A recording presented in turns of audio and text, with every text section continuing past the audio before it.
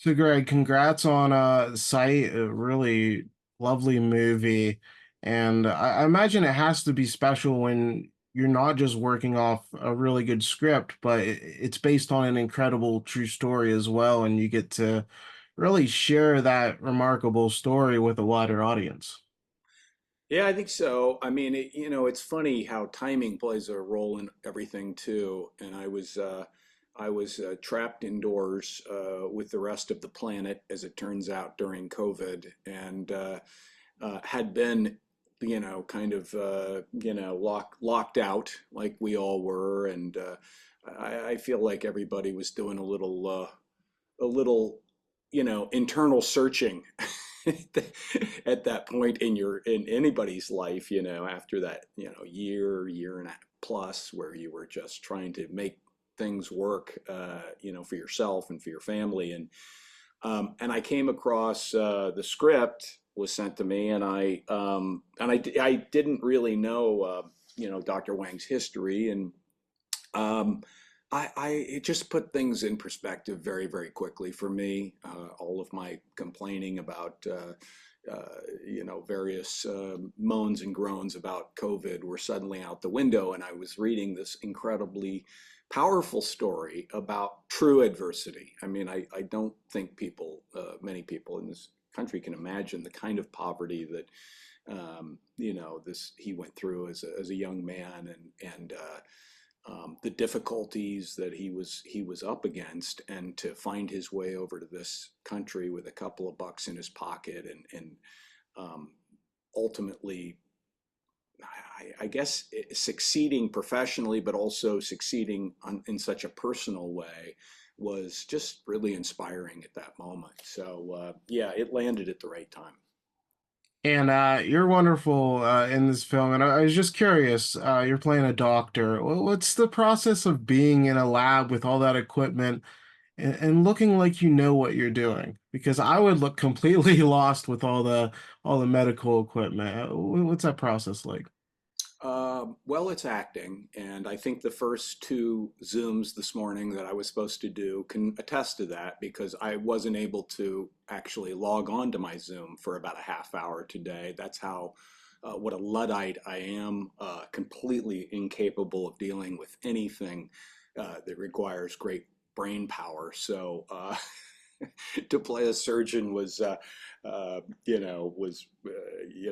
dealing in that world was, yes, well laid out for me. Our director, Andrew Hyatt, was incredibly kind and brought in, and Dr. Wang was there actually, which was really helpful, truthfully, because I was able to say, I don't know what I'm doing here, or have any idea how to make this feel plausible or real, or kind of sell it to the audience. And he was very, he's a he's a very, soft spoken and patient man, very gentle, and just kind of would walk you through.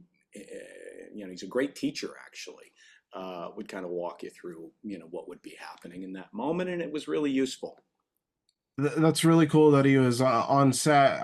Did you get a chance to talk to Ming Wang about the character you're portraying, Misha Bartnovsky, and about the real character that you're portraying? Yeah, a friend, and somebody. Listen, I'm playing the friend in the movie, and in a romantic comedy, it's kind of the doofusy guy who does jokes to help out the lead character and guide him a little bit. And in this movie, I think Misha, is a really grounded doctor who is, um, understanding of what sort of personal, journey Dr. Wang was going through on, and was trying to be helpful. And like any friend, he was, you bounce ideas off of, you're a springboard. In a way, he was a mirror.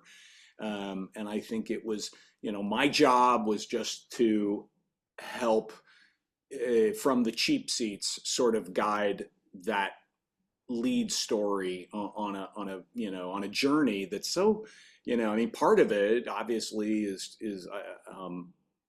taking place in contemporary times in America, and then part of this story is also taking place, um, during the Cultural Revolution when when he was a young boy, which was so exciting. I mean, it's a true Chinese American immigrant story from that standpoint, which I don't think those stories are told very often. And I really was quite. I didn't know anything about the Cultural Revolution, and I you heard about it, but learning about what went down at that time and how difficult it was for these people is quite amazing.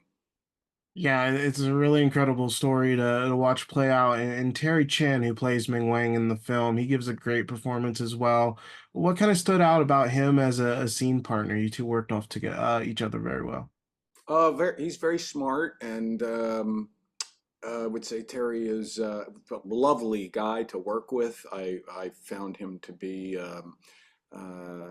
just fantastic. We shot the movie in Vancouver, and I spent the first 2 weeks in a basically like a prison cell. It was during that time where you had to quarantine. So, man, when I showed up to work, I was ready to work, and so was he, and he was very thoughtful about trying to be respectful to the story and as honest as we could. And listen, you try to create a rapport with somebody that you've just met. It's part of the job, and sometimes it works better than others. But yeah, I had a great connection with Terry, and just think the world of him. And one of the really cool parts about Angel Studios is they have this pay it forward initiative where people are buying tickets that people that are less fortunate and can't afford to go see the movie can now see it and get free tickets. How cool is it that there's this very organic element of people, supporting the film and helping others see it? Yeah, I mean, I guess that's the way they do it. I haven't had a movie with them before. I mean, you wish all the movies. I think of all the different kinds of movies that I've done. What an advantage, what a leg up to have a marketing apparatus that's directed towards the kind of people or the likely people who are going to be first in and most interested. Because I think, as we see with you know Twitter, or social media, that kind of viral thing has to happen from somebody. You have to start with a core that then that idea can expand out from. So to start with a base and a platform of people who are supportive of the movie and enthusiastic about what this is about, gives the opportunity for the movie to get the widest breadth it could. And it's crazy to think about, but Mystery Men turns 25 years this year. And I know that movie wasn't like a huge hit, but it's become this very beloved cult classic over the years. How has it been just kind of seeing it kind of just defy odds and just keep sticking around? Yeah, that movie. I do get people once in a while who it's not the usual reference, but it does pop up once in a while, and I always do a double take. I'm like, oh, Mystery Men, of course. Yeah, Captain Amazing. Captain Amazing. Jeffrey Rush. Shit, what a great villain. It was an excellent cast. Um, I remember I was shooting Nurse Betty while I was making that. So I was making Nurse Betty as a soap opera star. And then I was coming to Universal and dressing up in my Captain Amazing outfit. Um, I know it was such a great cast. I was so humbled to work with that group, and was great fun. There was a problem. They didn't really have I think the problem was they didn't really have a third act written. So in other words, we did a table read and literally stopped at the 2/3 point. And everybody said, "Okay, that's good. Let's see about that last third." And I think that was a tricky part of the movie that they tried to find at the end. But listen, I still like the movie. It's great. I've showed it to my kids who don't really watch much of what I do, so I consider that a win.